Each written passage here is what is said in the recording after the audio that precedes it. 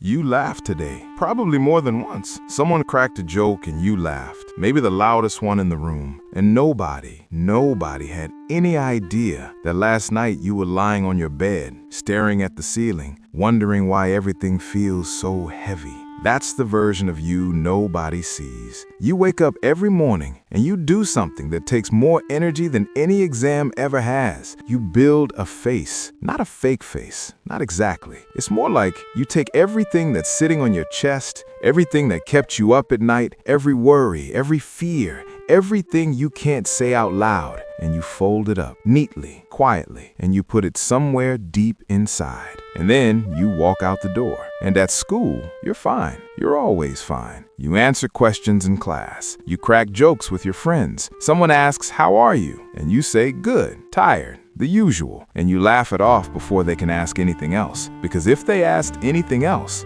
you don't know what would come out. The version of you at school is not a lie. That's the important thing to understand. You genuinely laugh.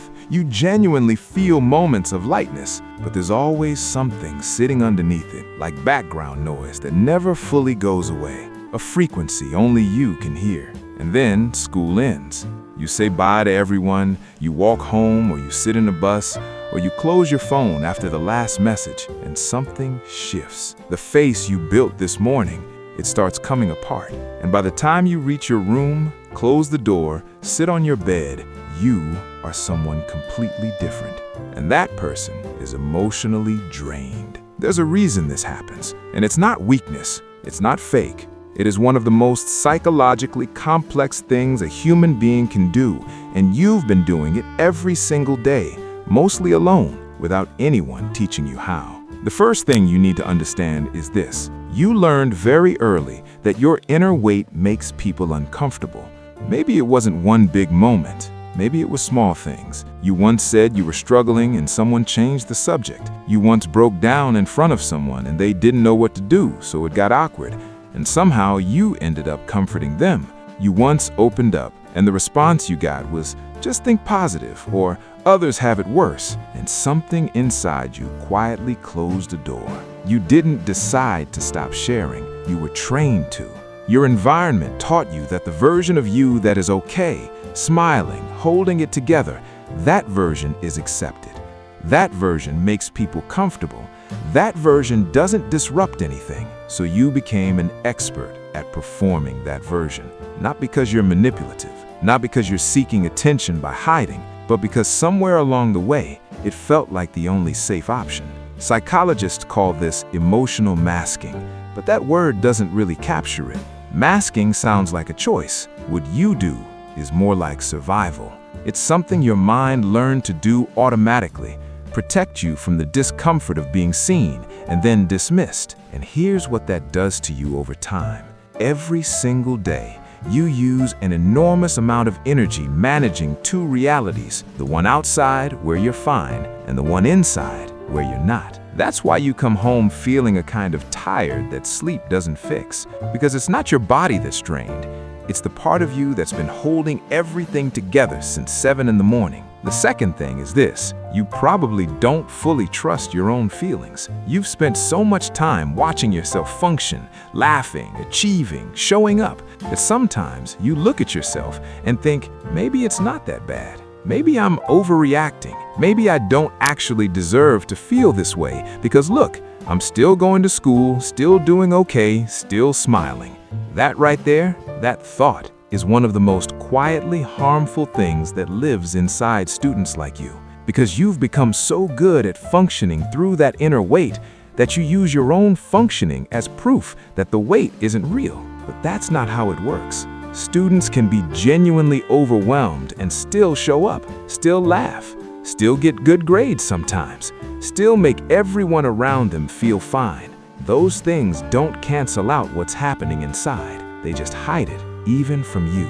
You have been dismissing yourself with your own resilience, and that is something worth stopping to think about. The third thing, and this one is quiet but important, you are carrying something that was never meant to be yours alone. Sometimes the reason you hold it together at school but lose balance at home is because home is where the weight actually lives. Maybe it's family tension that you walk into every evening.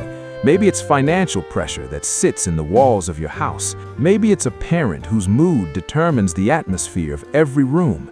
Maybe it's the silence between people who should be talking. And you go to school and you get a break from it. School becomes the place where none of that exists, where you can breathe a little, where you can almost feel like a normal person who doesn't have 100 things waiting for them at home. So the smile at school isn't fake, it's relief. It's a few hours of not having to carry what you carry the rest of the time. And the overwhelmed moments at home aren't weakness, they're the moment the relief ends and reality walks back in. You were never broken. You were just someone who found a way to keep going in a world that gave you too much to hold. Here is what I want you to hear right now. You have been showing up every day with a weight on you that most people around you cannot see. And you've been doing it so well that no one even thought to ask if you were okay. And somehow, that became your normal. The smiling, the holding together, the losing balance only when the door is closed. You are not a burden for struggling. You are not overreacting for feeling this deeply.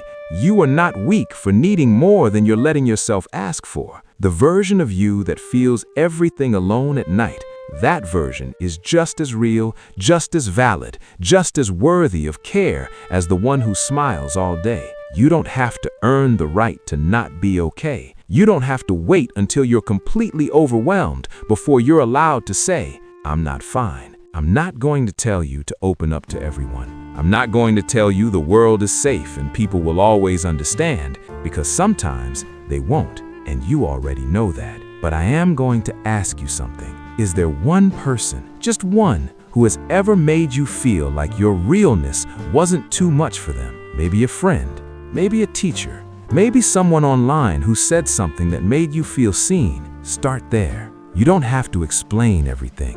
You don't have to be fully understood all at once. You just have to let one small, true thing out into the world and see what happens. Because the version of you that smiles deserves the world to know them.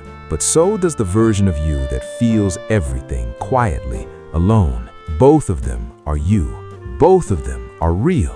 And both of them deserve to exist, not just in a quiet room with the door closed. You've been carrying this long enough. You don't have to keep doing it alone.